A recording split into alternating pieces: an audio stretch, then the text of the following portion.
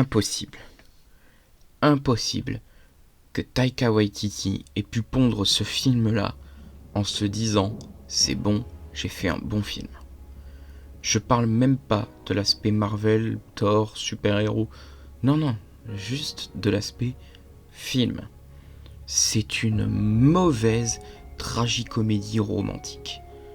Alors, déjà, une tragicomédie, faut y aller. Voyons désormais le deuxième genre tragique, la tragicomédie. Provoquer la terreur, la peur et la pitié. Cette dimension de fatalité. Fatalité aux deux sens du terme. Autrement dit, fatalité au sens inéluctable, ce que l'on ne peut pas éviter. Eh bien, le héros va devoir affronter l'inéluctable, autrement dit son destin. Le registre tragique se termine par la mort du héros. Le registre tragique joue aussi sur le pathétique. Le pathétique, c'est simplement qu'on émeut le spectateur, quand on lui fait pitié, donc ça joue sur sa sensibilité. Dans une tragicomédie, le sujet, l'intrigue, va être sérieuse. Il va y avoir des sujets nobles qui vont être abordés. Les personnages vont notamment avoir à faire des choix contradictoires. D'autre part, il y a aussi la présence du registre comique. L'histoire peut paraître invraisemblable et le dénouement d'une tragicomédie est la plupart du temps heureux.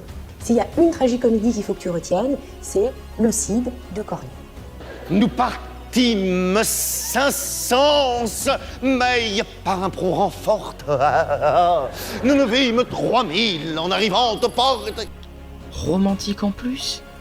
Faut avoir des burnes comme des pastèques et un talent infini. Mais là, non. L'humour ne fait rire que la moitié du temps. Le drame ne fait jamais effet. Il n'en a pas le temps en fait. La romance n'est pas romantique. En quoi c'est romantique une histoire d'amour où on sait qu'il y a de l'amour mais où les scènes de romance pure sont davantage entre le mec et son marteau qu'entre le mec et la meuf ? Ou le mec et l'autre mec, la meuf et la meuf, hein, vous avez compris. Les 50% d'humour qui fonctionnent sont généralement un ou deux running gags et une vanne bien sentie par-ci par-là. La mauvaise moitié restante est constituée de scènes loufoques plus malaisantes qu'autre chose. Alors, objectivement, je sais que certains rient du malaisant, mais du malaisant sur facile un tiers du film, ça a tendance à méchamment casser le rythme pour les deux tiers restants. Exemple, Thor qui vole sur Stormbreaker comme une sorcière sur son balai magique en intro du film. Loufoque, mais drôle, j'adhère. Petit troll introductif avant de passer aux choses sérieuses quoi.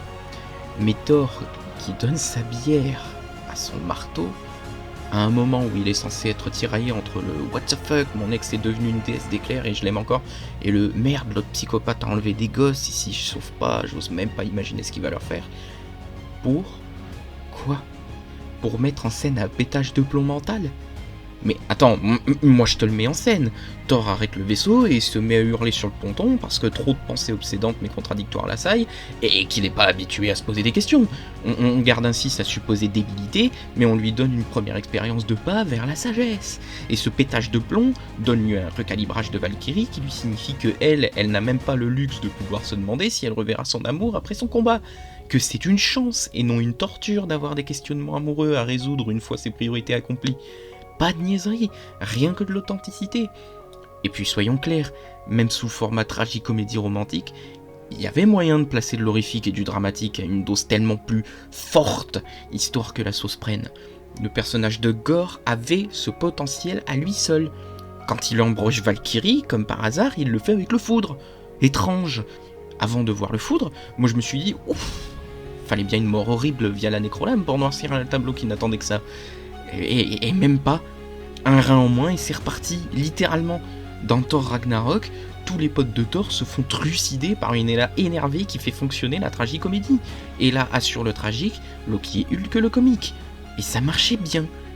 Korg était et est toujours de trop, je pense vraiment que c'est un pur caprice de Waititi ce personnage. Mais là où Gore aurait pu être une Hela 2.0 plus sombre et plus flippant, il n'a même pas été qu'un mauvais Joker sur le plan scénaristique.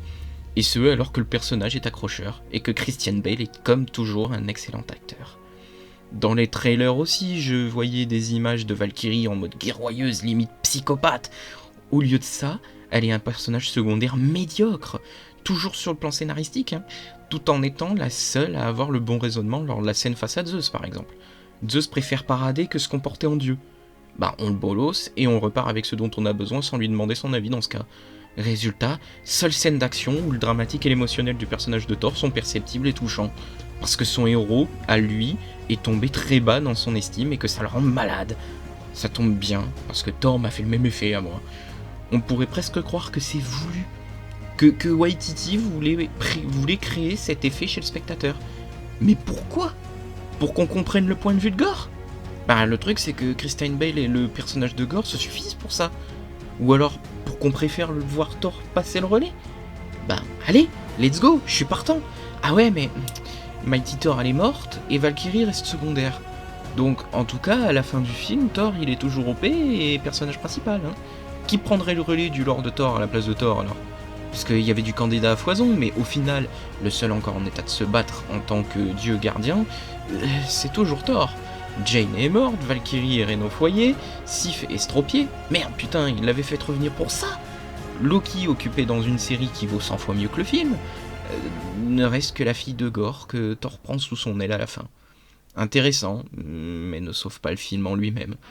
En fait, je peux pas m'empêcher de me dire que Waititi avait 1000 fois l'occasion de s'inspirer de la masterclass de Raimi pour Doctor Strange 2, mais a préféré pondre ce bousin consistant uniquement à chier dans la bouche des fans autant que de la totalité des spectateurs. Honnêtement, je suis Thor, je suis au milieu de l'Olympe, ouais je préfère dire Olympe que Omnipotence City, parce que même George Lucas aurait trouvé meilleur nom. Mon idole Zeus m'humilie et me dépoile devant tout le monde, me signifiant qu'il préfère faire des orgies planquées dans son palais que de faire son taf, parce qu'il pète de trouille et méprise totalement tout ce que j'aime. Ma réaction, c'est pas juste de lui voler son arme et de me barrer avec 2 chèvres qui gueulent. Ma réaction, c'est plutôt de lui arracher sa gueule et celle de tous ceux à qui ça convient pas, et de me poser à la fin sur son trône en mode bon, assez rigolé. Je suis pas parfait, mais je voudrais toujours mieux que ce con à la tête de votre armée qui même me suive.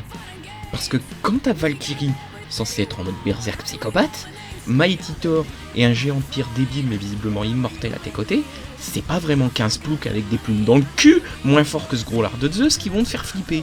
On aurait pu avoir une scène limite sanglante à la sauce Scarlet Witch versus Illuminati de Thor et compagnie contre le Panthéon divin, avec Thor motivé non pas par la vengeance destructrice comme Gore, mais par la volonté de redorer le statut divin, et le reste s'écrivait tout seul. Gore et Thor s'affrontant devant la porte d'éternité pour définir quelle solution est la meilleure entre l'évolution ou la révolution. Ça s'écrivait tout seul, dès lors que tu acceptais l'aspect sombre de l'histoire permis par la seule présence de Gore. Putain de merde, ça s'écrivait tout seul. Au lieu de ça, tu me mets plusieurs dizaines de minutes de pseudo-romance absurde entre le mec et sa hache, saupoudré de quelques moments un peu tragiques mais pas beaucoup de Jane cancéreuse. C'était tout sauf un bon cocktail, merde. C'était l'eau et l'huile. Que tu mettes des running gags pour souligner que même dans les pires moments tout ne peut pas être tout noir, bien sûr. Mais les chèvres hurlantes et quelques visuels cocasses comme Thor en mode sorcière bien aimée, ça suffisait amplement pour ça. Il n'y avait pas besoin de rire plus que ça, mais Waititi s'est comporté comme un boomer lourd et insistant au repas de famille annuel.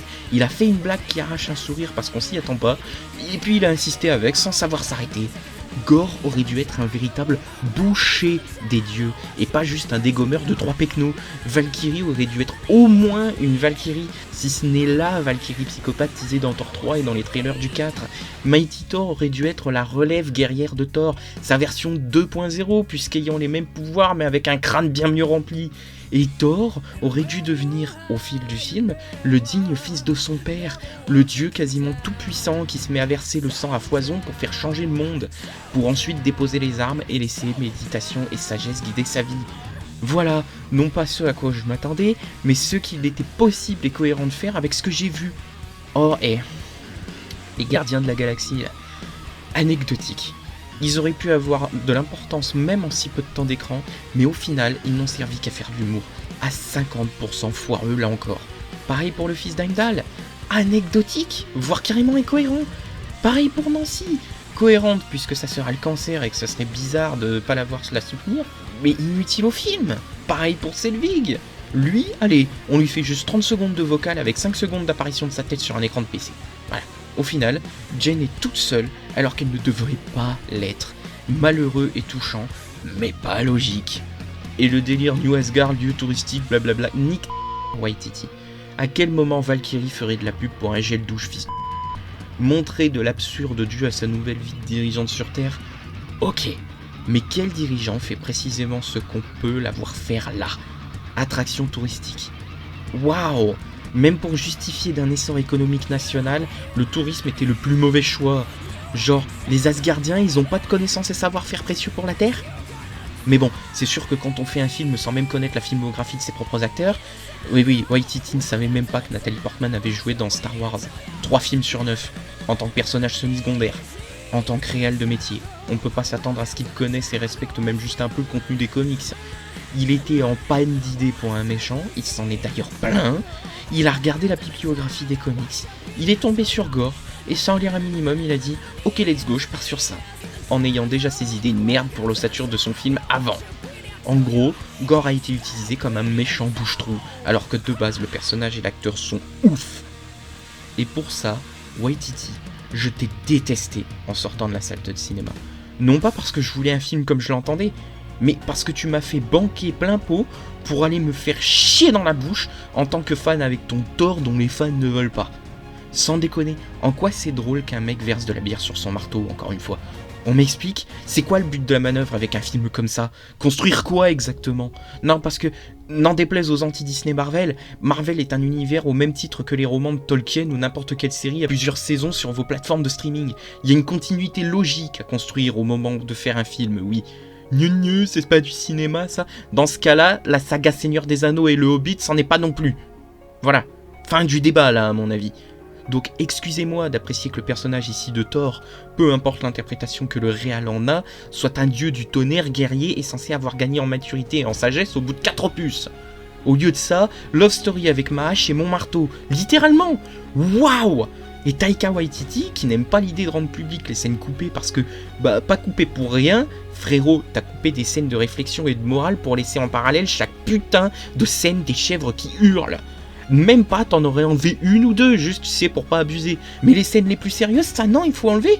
Mais collez-moi ce type sur I Am Groot et ne le laissez plus toucher un personnage plus sérieux et sombre, nom d'un chien.